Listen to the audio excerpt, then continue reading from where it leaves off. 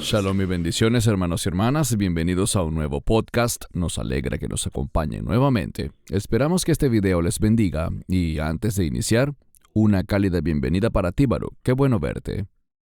Igualmente, Cristian, y gracias por el gran trabajo que haces preparando todo esto. Gracias, Baruch. Toda la gloria para Dios, quien es quien nos permite hacerlo. Una discusión muy importante hoy, Baruch. ¿Debemos utilizar la sangre de Jesús o de Yeshua como un arma?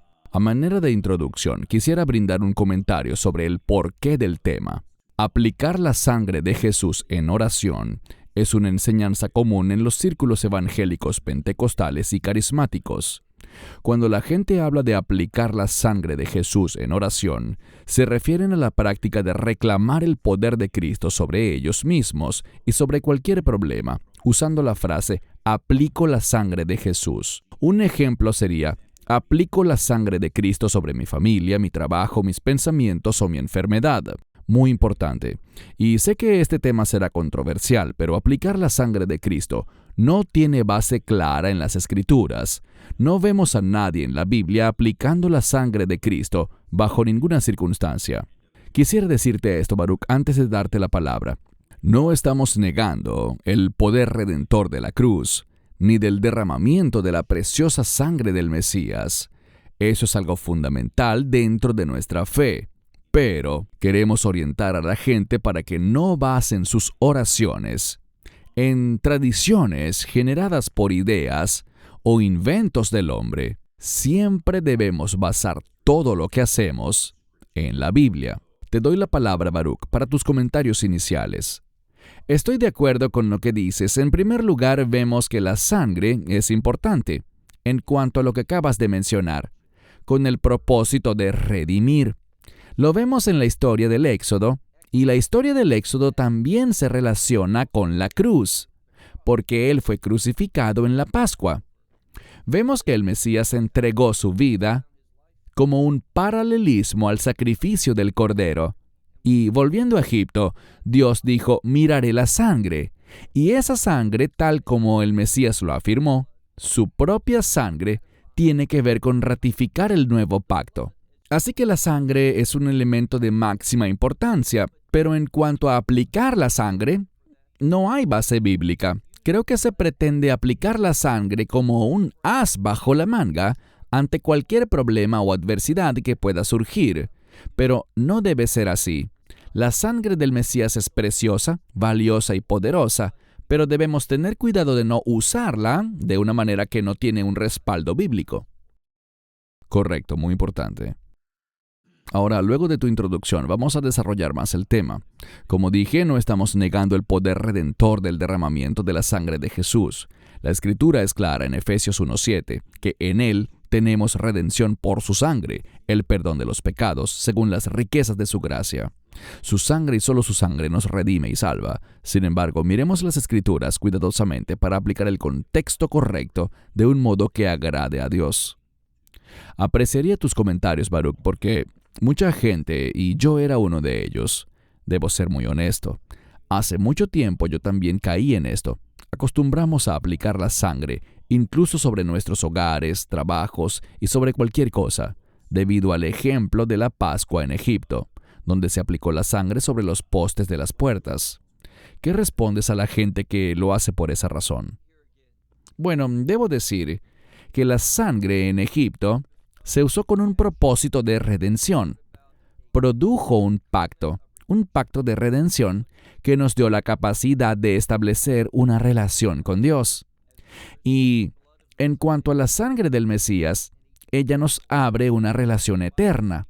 La Biblia habla en Hebreos, en el capítulo 9, de la redención eterna que tenemos por medio de la sangre del Mesías, afirmando que es superior a la de ovejas, cabras o corderos. Entonces, la sangre, como bien dijiste, es un elemento importantísimo, pero aplicarla sobre un trabajo o aplicarla sobre un problema, aplicarla sobre una relación con alguien, Realmente son cosas que no tienen base bíblica. Creo que se ha convertido en una especie de tradición dentro de algunos segmentos de la comunidad de creyentes. Uno de los objetivos de nuestra organización, y por lo cual trabajamos tú y yo, es profundizar en la palabra de Dios y ver qué elementos hay en mi vida y quizás hasta en mi teología, y estoy hablando por mí mismo en este momento. ¿Qué hay dentro de mis creencias que no son sana doctrina? Quiero sacar eso de mi vida. Nadie es perfecto y nadie tiene una doctrina 100% precisa, por lo que queremos enfatizar la palabra de Dios para que se produzca una pureza espiritual y teológica, tanto en nuestra mente como en lo que enseñamos. Amén, muy importante. Una vez más, vamos a hablar sobre la importancia de la sangre y de cómo se debe aplicar correctamente según la Biblia. Hebreos 7:27. Quien no necesita diariamente, como aquellos sumos sacerdotes, ofrecer sacrificios, primeramente por sus propios pecados y luego por los del pueblo, porque esto lo hizo una vez para siempre, ofreciéndose a sí mismo. Es algo de lo que hemos hablado en otros videos. Algo común en la misa de la Iglesia Católica es que ellos constantemente crucifican al Señor. El derramamiento de su sangre fue hecho una vez y para siempre. Tus comentarios. Sí, una palabra enormemente importante en el idioma griego es esta que se traduce como una vez y para siempre. Nos habla de la suficiencia de la cruz. Dos cosas debo decir aquí en cuanto a la suficiencia de la cruz y en cuanto al derramamiento de la sangre del Mesías. No vemos, como algunos enseñan, que el Mesías interceda con el fin de preservar nuestra salvación. Esa es una herejía. No existe tal cosa. El ir a la cruz, el derramar su sangre, el resucitar de entre los muertos, todo eso confirma que tenemos salvación y que la obra fue terminada. ¿Qué dijo en la cruz él? Consumado es. Así que no hay tal cosa como preservar nuestra salvación. En segundo lugar, y mencionaré su nombre para que puedan verificarlo, John MacArthur tiene un problema grande con respecto a la sangre, porque él enseña que la sangre es simplemente un término para referirse figuradamente a la muerte del Mesías. Entonces, para él, el derramamiento de la sangre es sinónimo de muerte. Esto no es bíblico y te diré por qué. Si los hijos de Israel hubieran sacrificado el cordero de la Pascua y eso hubiese sido todo, si lo hubiesen matado y comido, pero jamás hubiesen colocado la sangre en sus dinteles, Dios no hubiera visto la sangre y eso es lo que él quería ver. Así que es muy incorrecto decir que la sangre simplemente es sinónimo de muerte. No, obviamente están relacionadas, pero son diferentes. Y la sangre es el elemento clave, como hemos dicho varias veces, para la redención. Sí, el sacrificio implicaba la muerte, pero la muerte no era suficiente. Se tenía que aplicar la sangre correctamente sobre el altar, en la mayoría de los sacrificios, y en los dinteles de las puertas en el caso del sacrificio de la Pascua. Entonces, apropiarnos de esa sangre para la redención es obligatorio, específicamente la sangre de Cristo. Amén, gracias. Lucas 22:20. Asimismo, tomó también la copa después de cenar diciendo, esta copa es el nuevo pacto en mi sangre, que por vosotros es derramada. Tus comentarios. Un término importante aquí es el nuevo pacto. Hay elementos importantes en cuanto al nuevo pacto y me refiero a lo que registra Jeremías en el capítulo 31, las bases del Antiguo Testamento para el nuevo pacto, que es un pacto de perdón. Solamente por el nuevo pacto nuestros pecados son perdonados. Y no solo perdonados, sino que hay una propiciación por medio de la sangre que es todo suficiente. Y así los pecados son erradicados. Ya Dios no ve más nuestro pecado. En segundo lugar, y esto es algo que me reconforta muchísimo, Él dice, ya no recordaré sus pecados. No es nada más un pacto de perdón, sino también un pacto de olvido. Dios promete, con base en este nuevo pacto, olvidar nuestros pecados. Insisto, esto me brinda gran consuelo y confianza porque cuando me presente ante su tribunal de juicio, y me refiero específicamente al momento de entrar al reino de los cielos, que será el reino de Dios al final, Él ya no verá mis pecados Él ya perdonó mis pecados y no los recuerda más. Entonces, ¿qué verá cuando me vea a mí o a cualquier creyente? Esto no es exclusivo de nadie, sino que es algo común para todos. Él verá la justicia de su Hijo, imputada a nosotros, todo como resultado de su sangre redentora. Muy importante, y me encanta esto: mi sangre que por vosotros es derramada. Amén. Primero de Pedro 1, del 18 al 19. Sabiendo que no fuisteis redimidos con cosas corruptibles como plata u oro, de vuestra conducta sin rumbo, recibida por tradición de vuestros padres, sino con la sangre preciosa de Cristo, como de un cordero sin mancha y sin contaminación. Ya hablamos de esto hace unos minutos, pero ¿podrías comentar algo más? Solo una cosa. Noten que dice que fueron redimidos de vuestra conducta sin rumbo, y así es nuestra vida. Cuando tomamos decisiones sin la guía de Dios, no habrá propósito alguno en cuanto a su voluntad. Somos redimidos justamente de esta conducta sin rumbo y sin propósito que es natural en nuestra mente y pensamientos, para que podamos servir a Dios. Y todo esto se produce gracias a la preciosa sangre del Mesías, el Cordero que se ofreció a sí mismo, sin pecado, sin mancha ni contaminación. Y lo alabamos por eso. Siempre debemos poner el énfasis de nuestra redención sobre la suficiencia de la obra del Mesías cuando fue a la cruz el día de la Pascua. Hebreos 9:12. No con sangre de machos cabríos ni de becerros, sino con su propia sangre, entró una vez para siempre en el lugar santísimo, habiendo obtenido eterna redención. Tus comentarios. Así es, un gran versículo. Y el énfasis está, además de que fue una vez y para siempre, como habíamos comentado, en que es una redención eterna. Eso me brinda seguridad. Insisto, no tiene nada que ver con obras que yo haya hecho, sino que tiene que ver con lo que Él hizo cuando entró a ese lugar por su propia sangre, todo suficiente por la eternidad, con el fin de comprar para nosotros esta redención. Toda la gloria y la honra para Dios. Amén. Marcos 16, 17 al 18. Y estas señales seguirán a los que creen. En mi nombre echarán fuera demonios, hablarán en lenguas nuevas, tomarán serpientes, y si bebieren algo mortífero, no les hará daño. Sobre los enfermos pondrán sus manos y sanarán.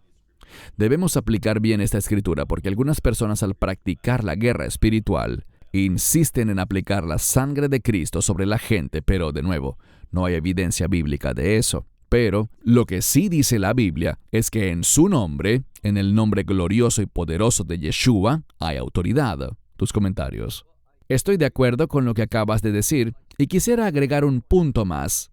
Cuando dice en mi nombre, sí, hay poder y autoridad en ese nombre, Yeshua, Jesús, Jesus, o como le digan en tu idioma. Pero en mi nombre es también una declaración muy significativa porque significa además en mi carácter.